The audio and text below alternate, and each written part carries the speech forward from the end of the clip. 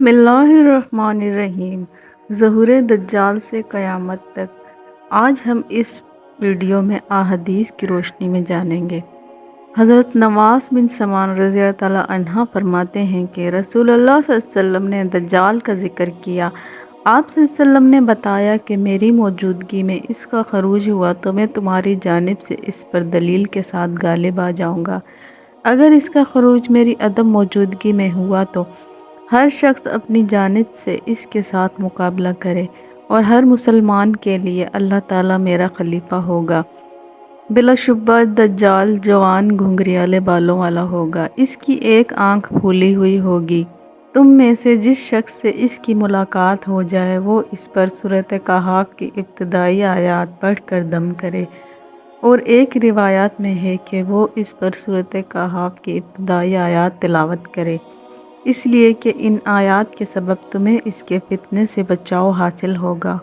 وہ شام اور عراق کے درمیان کے ایک راستے پر نکلے گا، دائیں بائیں فساد برپا کرے گا۔ اللہ کے بندو، تم نے ثابت قدم رہنا ہوگا۔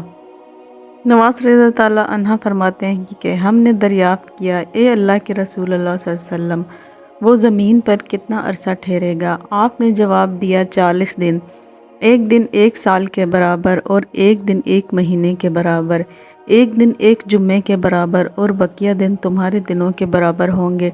ہم نے دریافت کیا، اے اللہ کے رسول اللہ صلی اللہ علیہ وسلم، وہ دن جو سال کے برابر ہوگا، کیا ہمیں اس میں ایک دن کی نمازیں کفایت کریں گی؟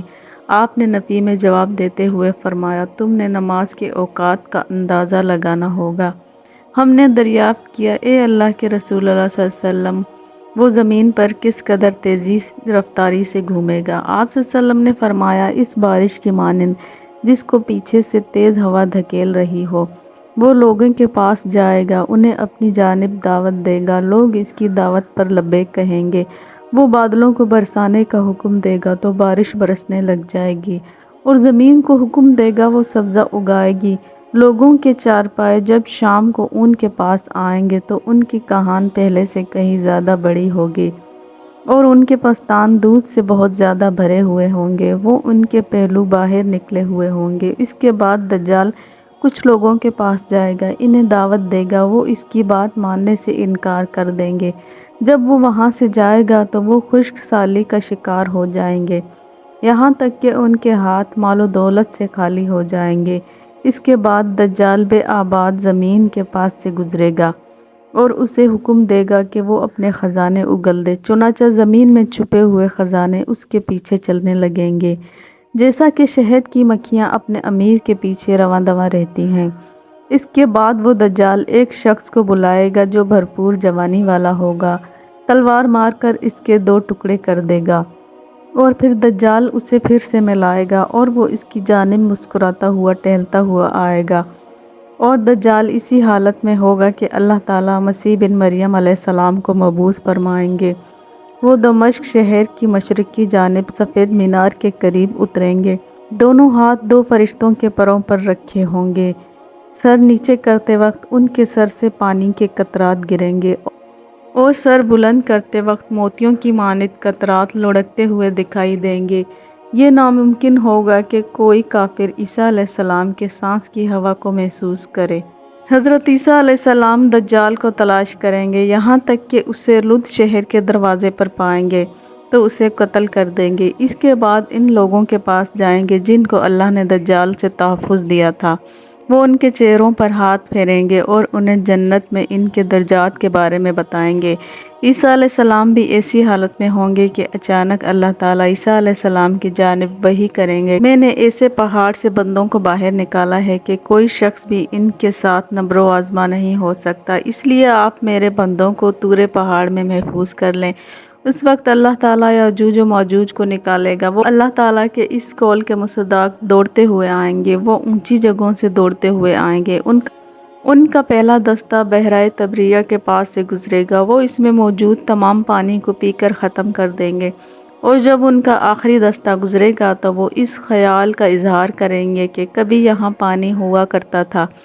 اس کے بعد وہ چلیں گے یہاں تک کہ وہ جبل قمر تک پہنچ جائیں گے، جو بیت المقدس کا ایک پہاڑ ہے، اور بلند آواز سے کہیں گے کہ ہم نے زمین پر آباد سب مخلوق کو ختم کر دیا، چلو اب ہم آسمان میں موجود مخلوق کو بھی موت سے ہمکنار کر دیں۔ چنانچہ وہ اپنے تیروں کو آسمان کی جانب پھینکیں گے۔ اللہ تعالیٰ ان کی جانب سے پھینکے گئے ان کے تیروں کو خون آلود کر کے واپس بھیجے گا۔ اللہ کے پیغمبر عیسیٰ علیہ السلام ان کے رفقہ میں سور ہو جائیں گے، یہاں تک کہ اسباب معیشت کی تنگی کی وجہ سے بیل کا سر ان کے نزدیک تمہارے آج کے 100 دینار سے بہتر ہوگا۔ چنانچہ عیسیٰ علیہ السلام ان کے رفقہ اللہ تعالیٰ سے دعا کریں گے تو اللہ تعالیٰ یاجوج اور ماجوج کی گردنوں میں ایک کیڑا داخل کر دیں گے، وہ سب کے سب موت سے ہمکنار ہو جائیں گے جیسے کوئی شخص موت سے ہمکنار ہوتا ہے۔ اس کے بعد عیسیٰ علیہ السلام اور ان کے رفقہ میدانی علاقے میں اتریں گے۔ زمین پر ایک بالش جگہ بھی ایسی نہ ہوگی جو یاجوج اور ماجوج کی چربی اور بدبو سے خالی ہو۔